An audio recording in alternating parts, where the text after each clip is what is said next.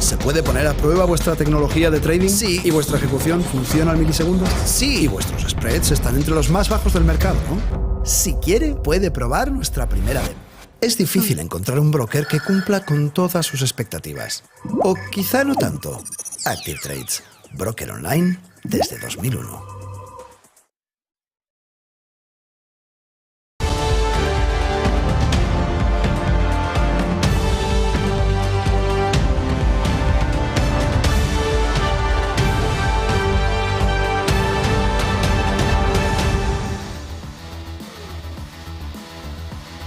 He said, this is not really an indictment. There's nothing here. My lawyers came to me and they said, there's nothing here. They're not even saying what you did. The criminal is the district attorney because he illegally leaked massive amounts of grand jury information. Buenos días, 8 de la mañana y esa es la imagen clave del día. Donald Trump, después de haber ido a los juzgados en Nueva York y esa vuelta a Mar-a-Lago para lanzar su candidatura, para lanzar esa fotografía clave alrededor de la figura de Donald Trump. Donald Trump y esa carrera presidencial para 2024 que coge ya el cuerpo definitivo una vez que ha pasado por el juzgado de Nueva York y sobre todo una vez que el next step de toda esta fotografía, los próximos pasos que va a tener todo lo que está sucediendo alrededor de Donald Trump, viene a una petición como mucho, según están diciendo los abogados, de una condena civil, de tal manera que dejaría al lado, dicen los abogados de Donald Trump, toda la fotografía penal que, dicen los abogados de Donald Trump, la izquierda estaba intentando poner como fotografía fundamental. Atrás nos quedan, por ejemplo, ese mensaje en la red social de Donald Trump, en Truth Social, en el que decía: es incomprensible, no me puedo creer que esté yendo a ser detenido, que esto no podía suceder en Estados Unidos. Y después de ver también cómo le leían las 34 acusaciones contra Donald Trump, ahora los abogados del expresidente norteamericano, del expresidente estadounidense, apuntan a que el camino va desde el se acabó y esto tiene que pararse porque ya ha prescrito, a la recusación del juez, a marchar o a intentar llevarse gran parte de este juicio a otro estado más proclive para el lado republicano. Ojo, porque la fotografía de Donald Trump en lo económico afecta y mucho a escaso año y medio de ver la carrera presidencial terminar los últimos metros el año que viene, en 2024. En una fotografía de la que todavía hoy se duda de si los dos contendientes van a ser Biden-Trump, Trump-Biden, repitiendo el movimiento de las últimas elecciones de 2020. Ojo, porque en toda esta fotografía Trump le gana cuerpo y medio al resto de los candidatos republicanos, pero en todo ese movimiento Donald Trump, después de lo que ha vivido, ha aumentado su popularidad todavía más, la sigue perdiendo Joe Biden, de tal manera que si los abogados de Trump consiguen poner en la fotografía que Trump ha sido víctima de una campaña que está orquestada además por los enemigos de Estados Unidos, encabezados por George Soros, en ese momento, ojo, porque las opciones de Donald Trump de dar un vuelco importante no solo a la carrera presidencial 2024 por parte del expresidente norteamericano frente a Joe Biden, sino como mensaje clave de que Donald Trump lo que quiere en una nueva legislatura es el cambio de una América, de unos Estados Unidos de América, que ponga sobre la mesa un cambio profundo de las estructuras del Estado. Ojo, porque lo que Donald Trump ya empieza a enfocarnos es que Estados Unidos necesita una regeneración. Si fuera Estados Unidos Francia, se diría que se necesita una nueva república, un rehacer la república. De tal manera que lo que estaría planteando aquí Donald Trump es que en ese camino de desglobalización, de economía de bloques, de geopolítica de bloques, de Guerra Fría, emerge la figura de un Donald Trump que además quiere un mundo multipolar, pero empujado por una grandísima potencia, en este caso Estados Unidos, y una segunda grandísima potencia muy alineada o muy cerca en términos económicos y de influencia geopolítica a Estados Unidos también. De tal manera que Donald Trump lo que está planteando es una refundación. Lo que está planteando en las últimas horas, después de haber acudido al juzgado en Manhattan para luego, primero ser detenido, luego dar ese meeting en Mar-a-Lago o dar esa comparecencia en Mar-a-Lago, lo que está haciendo Donald Trump es buscar la refundación, es buscar un camino que dé, según ha dicho Donald Trump en ese movimiento, la regeneración de una sociedad en el que se deje fuera todo el movimiento que ahora mismo estaría empujando a Estados Unidos hacia un lado de izquierdas, apoyado sobre todo en George Soros, que sería ahora mismo la clave fundamental a la que le han caído todos los palos en las últimas horas, en las últimas semanas, desde que Donald Trump dijera que iba a ser detenido hace 2 fines de semana. De tal manera que la fotografía la marca Donald Trump, pero sobre todo lo que nos marca Donald Trump es el cambio geopolítico profundo que puede empezar a configurarse en el caso de que Donald Trump vuelva a la presidencia de los Estados Unidos de América. En el caso de que se vuelva a recuperar un movimiento geopolítico en el que, ya lo ha dicho en los últimos meses, si él gana las elecciones presidenciales, la guerra de Ucrania se acabará antes de que él haya asumido el cargo,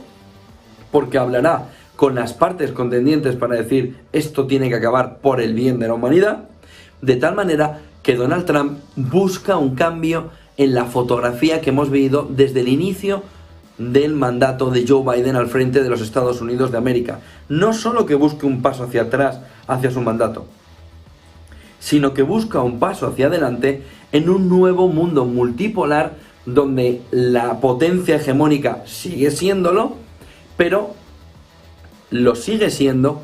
porque actúa como ese líder hegemónico que mueve al resto de partes, como Donald Trump ha dicho, ya ha hecho en otras ocasiones en su anterior legislatura. De tal manera que Donald Trump marca el camino, Donald Trump nos marca la fotografía, porque si Donald Trump cae por el camino en la batalla de las presidenciales, Ron DeSantis tendría muy marcado el camino por los trumpistas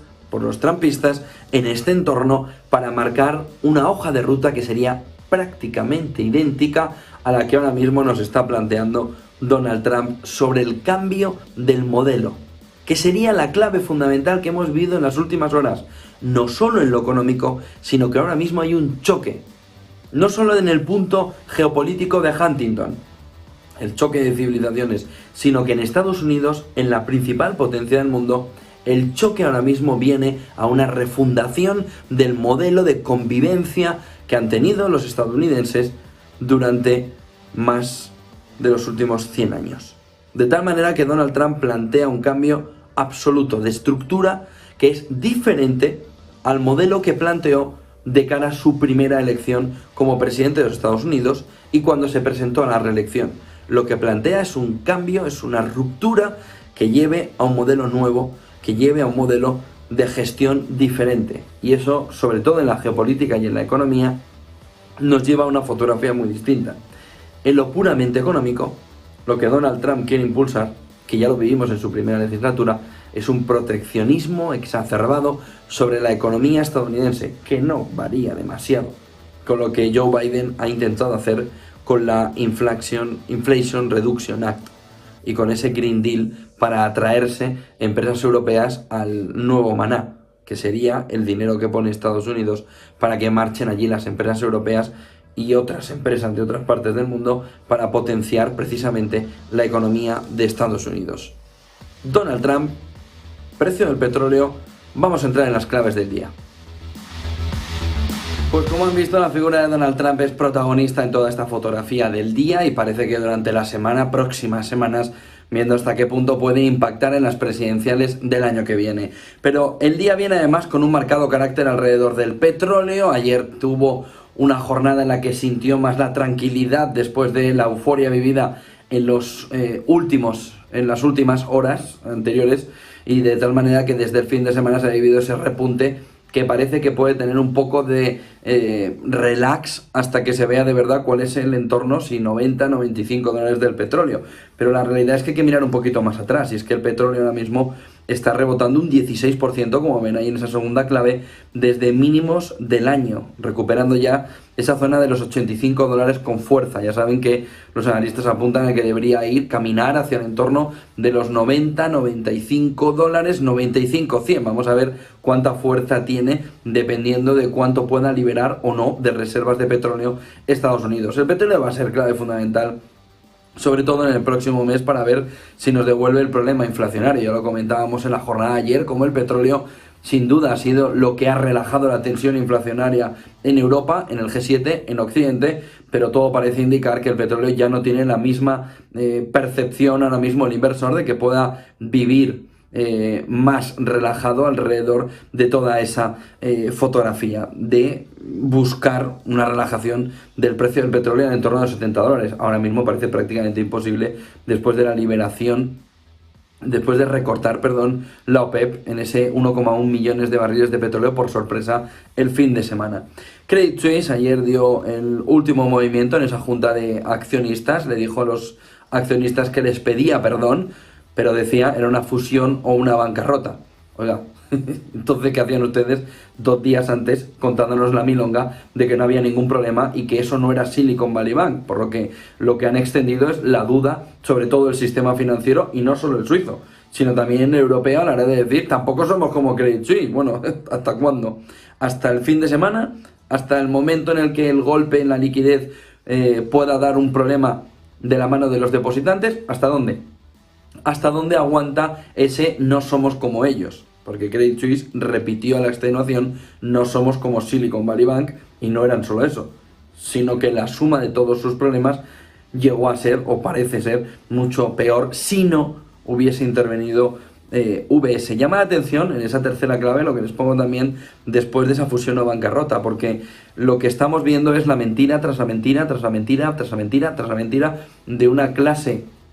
directiva en parte del sistema financiero que no da confianza al conjunto. Cuando vemos que los directivos de Signature Bank vendieron 100 millones de acciones justo días antes del movimiento de bancarrota de la compañía, justo antes del movimiento en el que la compañía decía no puedo seguir, se ve como la clase dirigente en este sistema financiero, en una parte del sistema financiero, está dejando mucho que desear en este entorno. Está dejándonos una fotografía en la que no se puede confiar ni tan siquiera en lo que nos dicen sobre la liquidez y la solvencia de las entidades, viendo el caso de Credit Suisse y de Signature Bank, donde la clase directiva lo que estaba buscando precisamente es desviar la atención para salir de la quema lo mejor posible en ese escenario. En esa fotografía hay que mirar también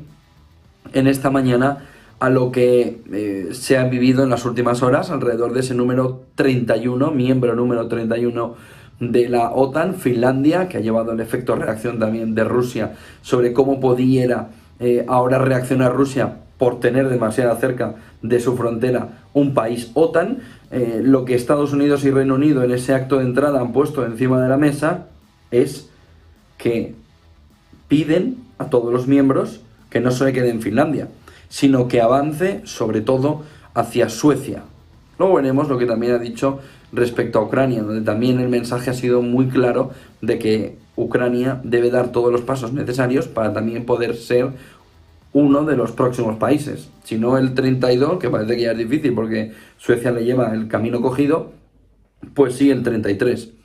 Vamos a ver de qué manera va cogiendo forma esa fotografía. No es nada sencillo, sobre todo si tenemos en cuenta los tiempos de la guerra de Ucrania. Si la guerra se va a extender en el tiempo, la OTAN difícilmente va a dar entrada a un país que está en guerra, de tal manera que involucraría a toda la OTAN en la situación de guerra. Ya no sería solo que Rusia acuse que ya es parte de la guerra la OTAN, sino que de manera fehaciente la OTAN ya estaría en guerra, porque un país miembro lo estaría. De tal manera que ese salto del número 33 pues parece bastante complicado en estos momentos. El otro punto clave del día viene alrededor de la carrera aeroespacial, donde vemos como las compañías privadas van teniendo problemas, incluso caminando a la pérdida de todo. Sin embargo, el dinero público sigue caminando, la NASA en este caso, buscando llegar definitivamente a la Luna décadas y décadas y décadas después de que nos dijeran la primera vez que se llegó a la Luna. De tal manera que Victor Glover, astronauta del Artemis 2, que ayer presentaban todo el movimiento hacia la Luna, ese viaje hacia la Luna del Artemis 2, que va a ser histórico y que lo veremos además cómo va a centrar toda la fotografía también de la industria aeroespacial y de cómo esa industria del espacio va a ganar cuerpo. Ahí Elon Musk tiene un par de cuerpos por delante, pero ojo con Virgin, que tiene una situación complicada, y como la NASA sí que parece que ahora sí que está entrando en una carrera espacial diferente a la que se ha visto en las últimas décadas. Victor Glover, como ven, esa quinta clave decía que la primera persona que irá a Marte ya está en el colegio, de tal manera que nos está planteando que en los próximos 100 años se va a llegar a Marte en persona, lo cual es un salto cualitativo y nos pone que en esos tiempos la inversión también va a caminar al lado de esa fotografía o de ese intento de alcanzar no solo la Luna, sino sobre todo Marte. Fíjense porque en este primer gráfico es un tuit de Dmytro Kuleba, todavía tiene el tuit ahí en el lado, no el Dodge, no este de Elon Musk. En esa fotografía, Dmitry Kuleba está hablando de su reunión con Jens Stoltenberg y discutiendo esos pasos que todavía tienen que dar para intentar ver de qué manera se puede convertir, lo ven en la parte final de ese tweet, en un miembro de la OTAN, en un NATO member, en ese 33, es decir, 33, que se está hablando ahora mismo alrededor de la OTAN, diciendo que precisamente Ucrania debería caminar hacia ser ese número 33 dentro de la OTAN. Vamos a ver, porque como les decía, la situación no es tan sencilla, al menos mientras esté en guerra, porque la fotografía para el resto de miembros sería dar entrada a un país que tiene una situación diferente a ellos, es decir, que está en guerra, lo cual no es tan sencillo porque involucraría al conjunto de miembros para que también ellos entraran a jugar en esa fotografía alrededor de un escenario de guerra donde ya no habría paliativos, estarían ya toda la OTAN en ese entorno de guerra. Entramos en gráficos más económicos. Miren este gráfico, este primer gráfico, alrededor de los puestos abiertos en Estados Unidos. Lo que se ve es un buen dato para la Reserva Federal, lo que se ve es un buen dato para que la FED entienda que el mercado de trabajo empieza a ceder,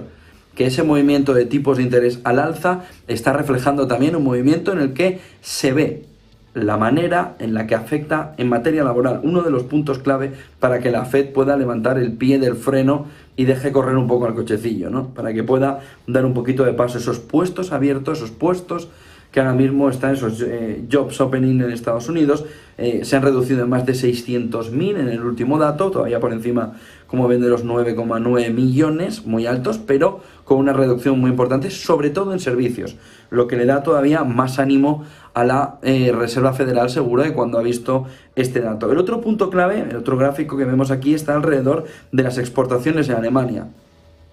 Lo que nos hace preguntarnos es cuán resiliente es la economía alemana con todo lo que ha caído, alcanzando un nuevo récord histórico de exportaciones mensuales. En el último dato que conocimos en la jornada de ayer, que nos está marcando que Alemania camina y de una manera muy fuerte, muy agresiva en la exportación también en el conjunto de su economía. El dato es muy bueno en la última jornada y si lo ven comparado con este otro gráfico de Robin Brooks, de IF, en el que vemos como el déficit, el superávit, de cada febrero desde 2000 a 2023 nos deja un año que para todo lo que le está cayendo a Alemania es un dato muy positivo para sus exportaciones, un dato tremendamente positivo para las exportaciones alemanas. Fíjense porque una parte del mercado se pregunta en qué lugar del año se encuentra el mes de abril para que todos digamos que está, para que todos los analistas digan que está en positivo. Fíjense porque en este gráfico de Stock Trader Almanac vemos como abril, con un retorno del 1,9% de media, es el 1 de toda esa fotografía. El número 2 estaría en noviembre, el 3 en diciembre, el número 1 es el mes en el que estamos, abril. Que además después del subidón que hemos tenido en el primer trimestre del año, todo apunta a que abril puede ser un gran mes para el conjunto del inversor, por lo menos en renta variable. Porque En renta fija, fíjense en este siguiente gráfico del Move Index, es el índice de volatilidad vinculado, el VIX es el de la renta variable americana, el SP500, el Move nos estaría marcando el índice de volatilidad de la renta fija. Pues el índice de la volatilidad de la renta fija no es tan positivo. Nos está marcando recesión, nos está marcando que estamos entrando en una fase muy complicada en la economía y que los próximos meses de abril, mayo, junio van a ser decisivos. Se va a jugar toda la partida y de una manera además muy agresiva alrededor de cómo se puede sortear una situación de entrada en la recesión que se espera que sea muy, muy agresiva. Miren el siguiente gráfico que nos marca también cómo el tiempo del value parece que cada vez dura menos. Esos tiempos felices en la casa del pobre cada vez son más escasos, pues parece que se le puede aplicar precisamente también al value, que está viendo cómo el growth va cogiendo las acciones de crecimiento, las tecnológicas, le van cogiendo el cuerpo de una manera muy acelerada y lo ven ahí ya en términos llamativos de recuperación del growth frente al value, después de haber vivido un año largo en el que las acciones tecnológicas han sido fuertemente castigadas. ¿Qué es lo que tiene ahora? La visibilidad ya del descuento de subida de tipos de interés, donde ya se puede percibir perfectamente la fotografía a medio y largo plazo. Y el otro punto fundamental para las acciones growth en este entorno nos estaría reflejando no solo el tipo de interés de descuento, viendo lo que está haciendo la Reserva Federal, sino los bancos centrales en general, sino mirando también el momentum en el que sus valoraciones están profundamente bajas y muchas de ellas ya entran en el capítulo de cíclicas como Apple y con mucha liquidez, con mucha entrada de negocio que les hace muy atractivas ahora mismo para el inversor. Miren el siguiente gráfico que nos marca ya último, este tweet de Bloomberg Market, el que nos tiene que hacer reflexionar alrededor del momentum que también estamos viendo en el sector real estate, sector inmobiliario, vinculado a oficinas. Y aquí vemos cómo la cantidad de oficinas vacantes en Toronto se encuentra en el máximo nivel desde 1995, sobre todo por la situación del teletrabajo, la digitalización y cómo una parte de las empresas ve que una manera de ampliar el beneficio, de reducir los márgenes, de reducir los costes para ampliar los márgenes, viene precisamente en que, oye, en el que no quieres venir a trabajar, ¿no? Y prefieres estar en tu casa, pues perfecto, vamos a coger la oficina y la reducimos, pero bien. De tal manera que la empresa tiene cada vez menos necesidad de espacio de trabajo, lo que está llevando a muchas de ellas a decir, ¿para qué vamos a luchar contra el viento si al final el viento es el viento? Por lo que mejor pongámonos a favor de él, surfeemos, hagamos esa navegación de vela al lado del viento para ver hacia dónde nos lleva. Y hacia dónde nos lleva es a una reducción muy importante de la necesidad de oficinas por parte de